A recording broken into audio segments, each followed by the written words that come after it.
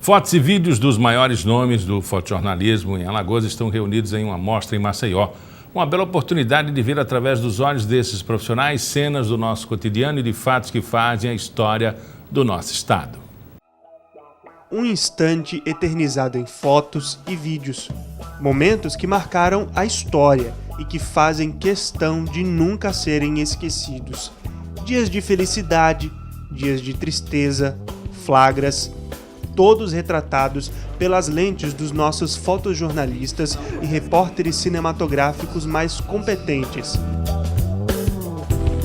Aqui, as imagens deixam de ser apenas registros cotidianos, ganham status de obra de arte. O olhar do repórter fotográfico é diferenciado das pessoas que é acostumado a fazer fotos só por fazer. Os temas são temas jornalísticos. Mas se você for analisar todas, assim, tem muitas fotos que ela é uma verdadeira obra de arte.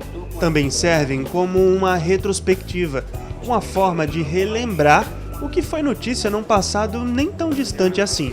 No momento que você vê uma foto que você já tinha visto antes, começa a passar um filme. Então é importante você vir aqui no museu e rever as fotos que você já viu ou umas que você até não viu.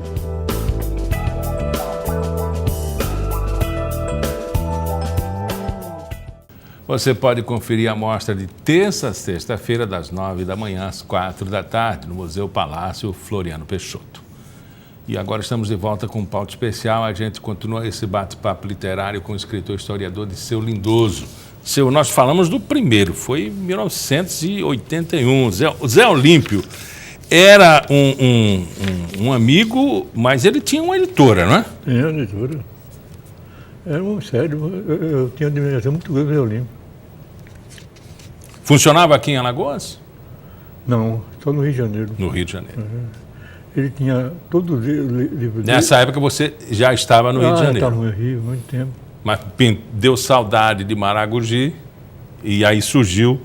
Foi meio complicado. Povo Mundo. Foi. Não, Palmeiras escrevi no Rio de Janeiro. Eu não escrevi aqui, não. Lá no Rio, estou dizendo lá no Rio. Foi lá no Rio.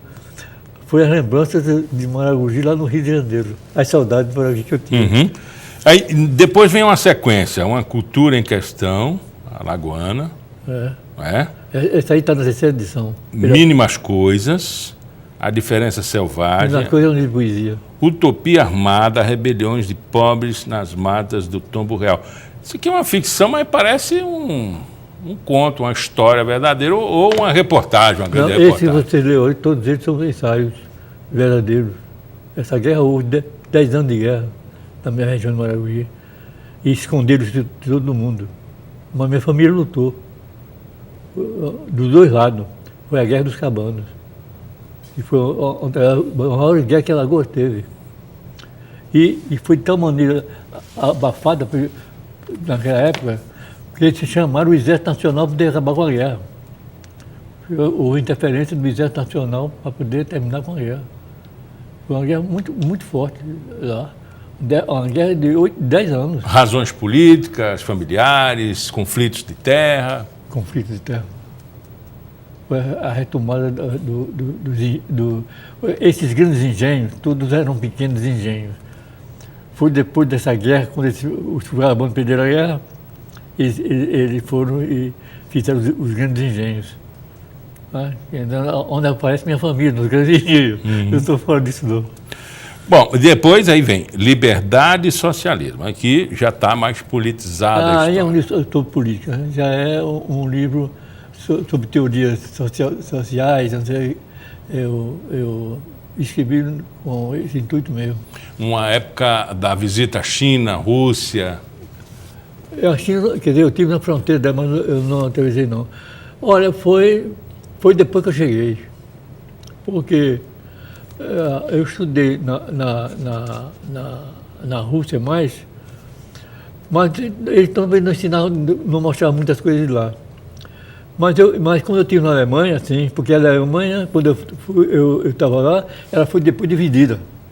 Mas antes da divisão, a gente passava de um lado para o outro, e não tinha problema. Se não passasse por cima, passar pela ferrovia embaixo. Mas a gente passava por lá, não tinha problema.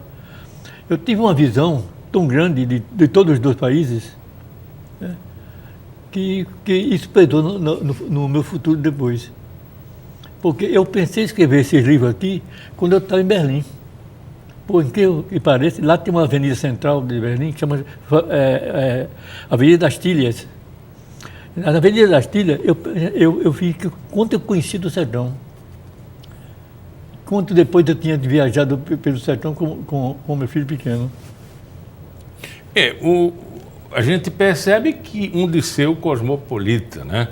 Formação em colégio americano, com preocupação socialista, estudos na Rússia, visita à China e Alemanha. Mas a preocupação também em ter um livro, né? Seria um guia, a Book of Tales of the Brazilian Literatura anual? Eu trabalhava, quando estava aqui no Brasil, eu trabalhava no Ministério das Relações Exteriores, eu fazia tradução.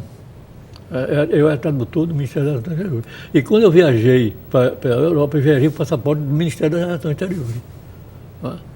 Então, eu tinha essa cobertura. Aí, qual foi a pergunta? Então, a preocupação também com a formação americana, um guia para qualquer pessoa, né? Ah, sim.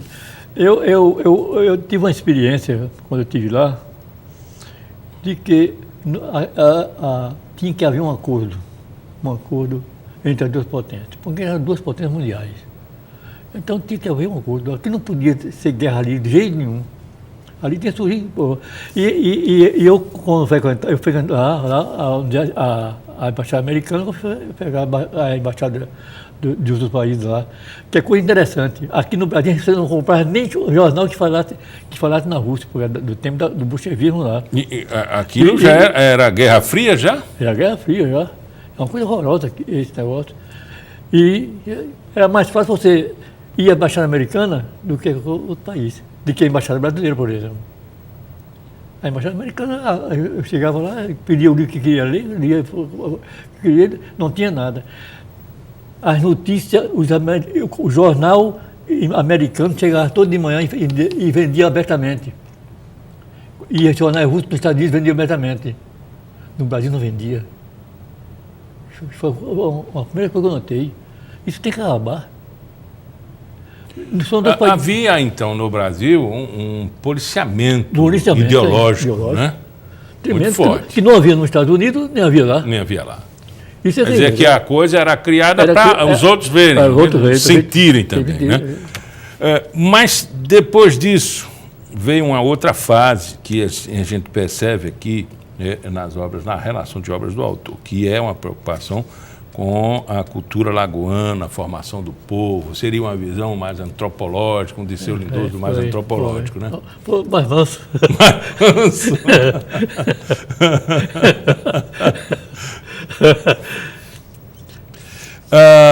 Eu achei que essa visão de Alagoas me deu uma visão para o mundo. Porque o nosso país é muito complicado. O nosso país tem 3 poderes, um só não manda. Os três chegam a um acordo, está aí. Tem que chegar a um acordo. Ninguém no Brasil, depois que terminando o Império, só manda se tiver acordo dos três deles. Mas agora o Poder Judiciário está mandando mais do que os outros, porque os outros também não estão andando, Não estão andando. Então, enquanto não houver um acordo entre os três, continua. Bota o nome que quiser, Lula, Dilma, não é nada disso. Fatalmente essa entrevista chegaria a essa avaliação de momento. Obviamente, mais o Dirceu já percebeu que eu iria perguntar. O que é que o senhor está vendo desse Brasil? Terá acordo? Continuaremos dessa maneira? Olha, pelo que eu sei do Brasil, que conheço do Brasil, só tem um caminho. Olha, um acordo.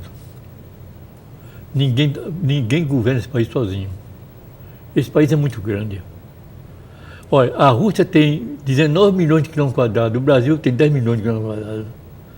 A Rússia tem 175 milhões de habitantes, o Brasil tem 212 milhões de habitantes. Se assusta até eu. O Brasil é grande. É muito grande. E que foi um país grande não é o território. Que foi um país grande, que os Estados Unidos tem tanto território, mas não pode dizer que seja o maior país do mundo. Mas o Brasil, com a população dessa na América do Sul, eu estudei aqui e estudei na Argentina também, porque meus sogros moravam lá. Mas já acabaram, inclusive, com o Ministério da Cultura. Como é que o ensaísta, escritor, tradutor reage a essa transformação brasileira, principalmente nessa visão do governo interino de acabar com o Ministério da Cultura e se transformar em secretaria? Sinceramente, eu conheço já de fama o Temer, agora eu conheço, lá, essas coisas. É inteligente, mas não é nada disso que a gente precisa, não. A gente precisa de um ser político. No Brasil, na época do Jango, teve um ser político. Antes do Jango, teve o Getúlio Vargas, era um ser político. Errava ou acertava, mas era um ser político. O que ele dizia, a nação ouvia. E tem que ser alguém que fale e a nação ouça. Porque a nação não está ouvindo, não. Agora, o senhor é ensaísta, tradutor, escritor, romancista. Como é que o senhor vê o Brasil? O senhor está lançando mais 2 livros agora. Algumas reedições de sucesso traduzidas para outros países. O senhor escreve num país em que temos milhões de analfabetos, em que poucas pessoas compram um livro. É uma frustração para o escritor? Eu sei disso. Eu sei disso. Isso, todo escritor, de Machado de Assis em diante, todos os escritores passaram por isso. Escrever para um país que tem poucos leitores. Eu acho que eu estou preparada. Olha, muito obrigado pela entrevista. Foi um prazer tê-lo aqui. O prazer foi todo meu. Pauta Especial fica por aqui. Segunda-feira a gente volta a se encontrar às 11h30 da manhã. 7 da noite tem reprise. Ótimo fim de semana para você. Até lá.